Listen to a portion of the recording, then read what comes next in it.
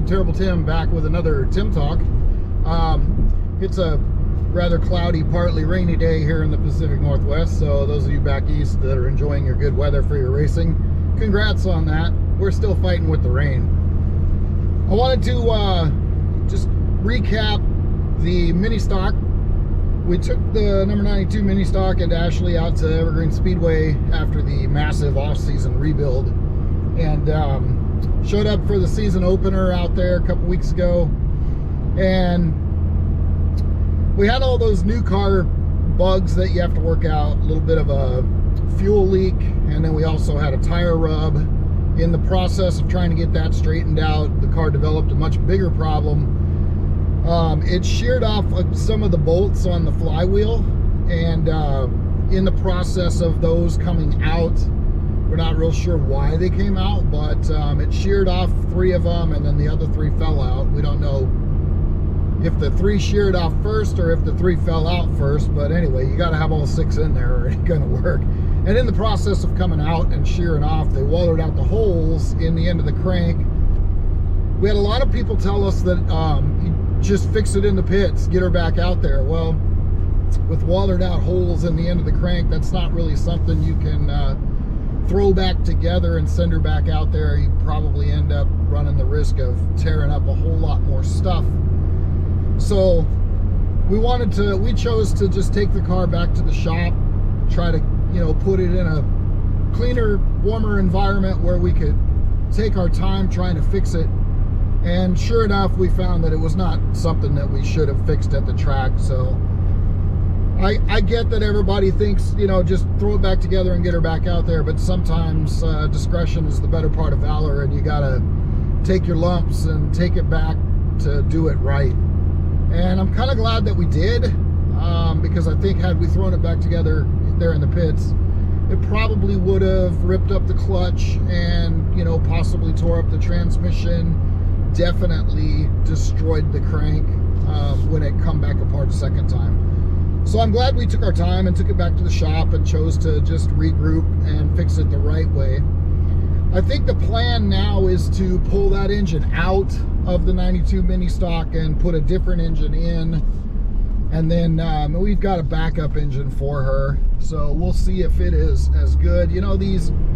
These rule changes at Evergreen for the mini stock class are kind of crazy in my opinion. I get that they wanted to slow down the Mustangs because they were starting to dominate the class last year, but now the problem is that the Hondas are so far ahead of everybody that if you're not building a Honda or racing a Honda, you can't keep up.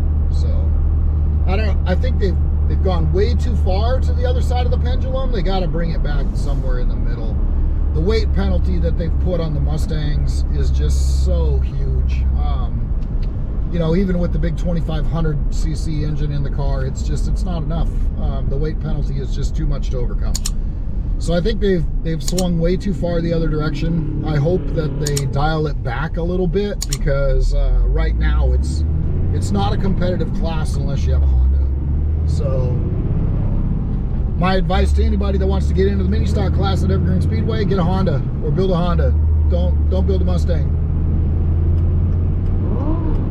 So with that straightened out, that's the update on the 92 mini stock. Let's talk about the 68 Vintage Modified and what's going on there. I plan to run Wenatchee Super Oval on May 3rd. That'll be our first race with the Vintage this year. I've been kind of keeping it hidden so it didn't get tore up before this race. We're going to go over there for the Vintage Modified Nationals.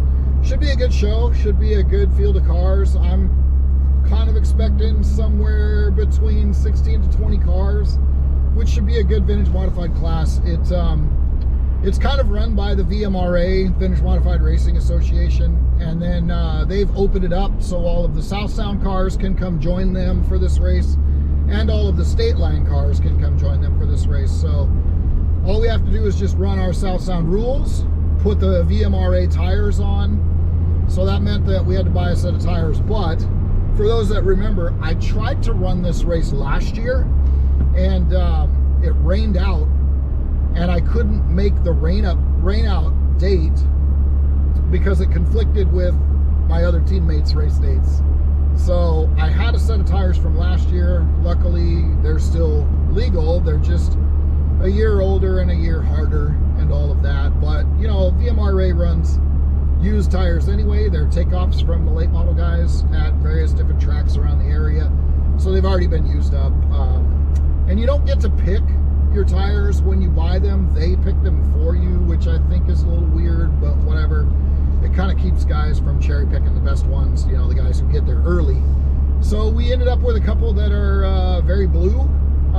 So we're just going to have to make the best of what we've got and hope that it works out. The other thing about the VMRA is they recently implemented a new roof rake rule, which I think is a little bit weird. I want to say that I get what they were trying to do.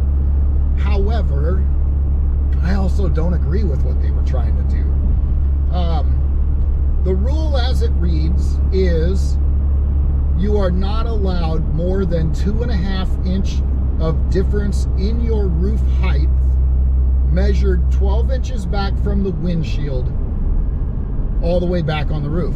So I measured my car, and that's a problem. I can't fit that rule, because for those of you that know my car, and for those of you that know the AMC Gremlin, it has that little lip right at the back of the roof.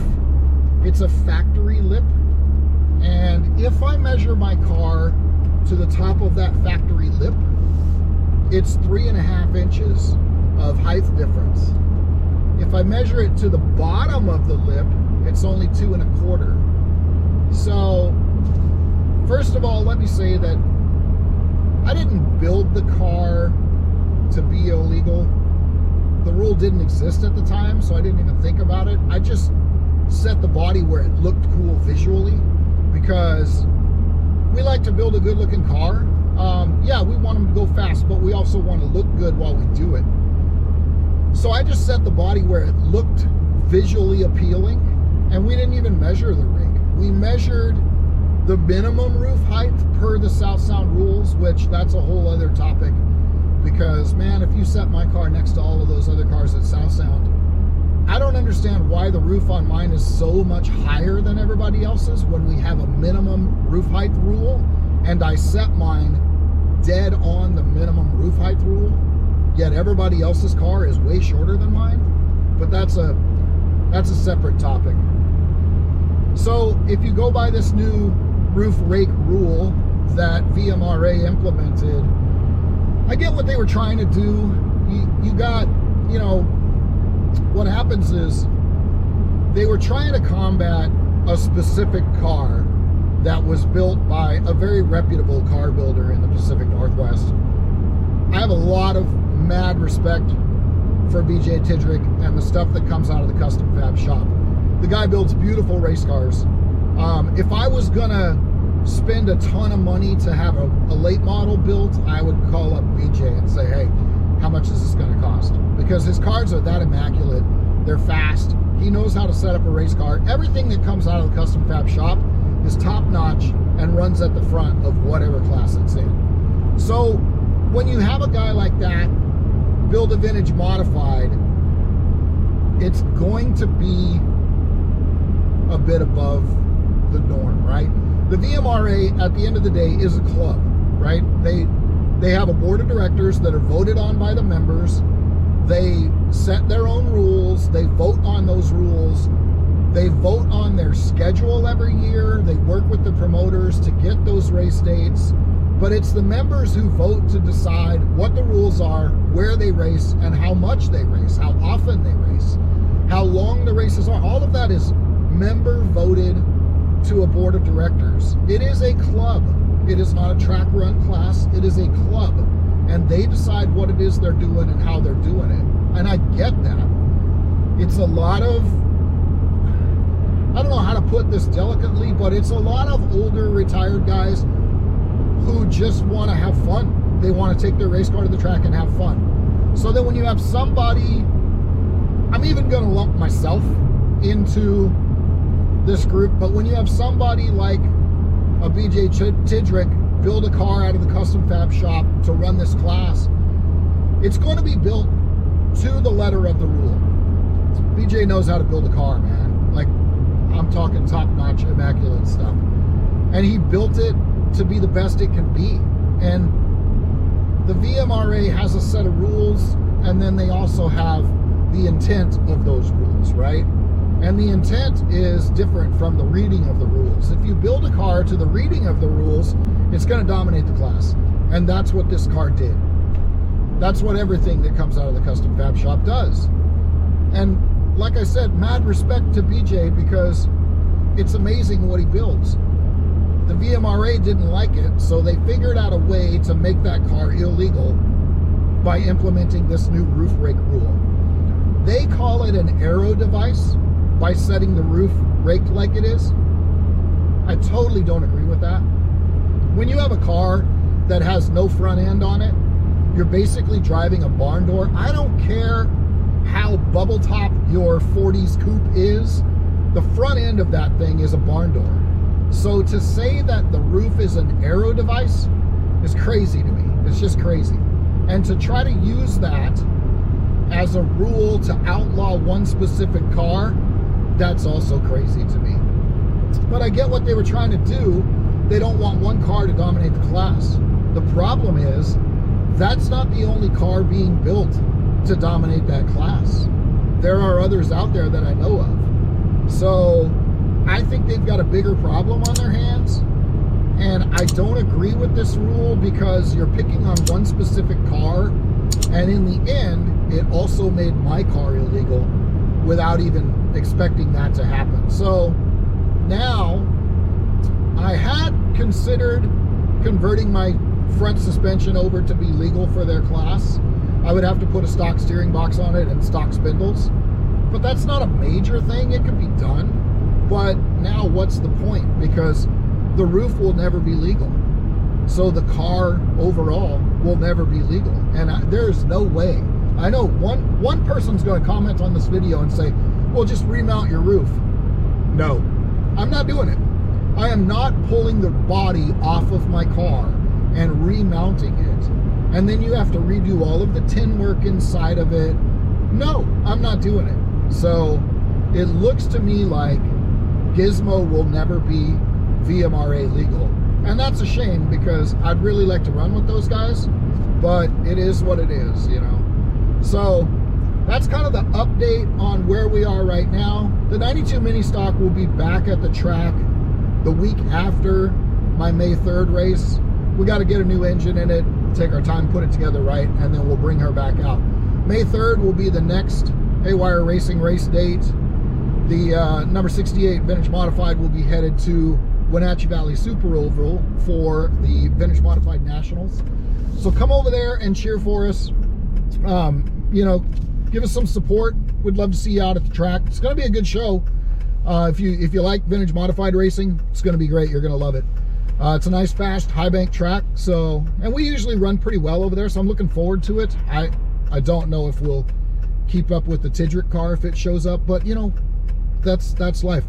I've had that happen in, I remember the LLMRS days. We went over to Wenatchee, and Tidrick built a vintage, or a limited late model to run that class, and he almost lapped the field.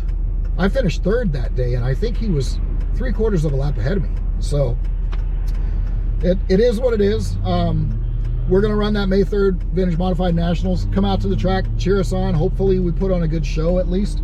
And then the week after that, Ashley will be back at Evergreen Speedway with the number 92 mini stock, try to make her season debut. So if you don't make it over to Wenatchee, do make it up to Evergreen and support Ashley in the mini stock. We'd love to see you guys out at the track. Thanks a lot, and we'll see you in the next one.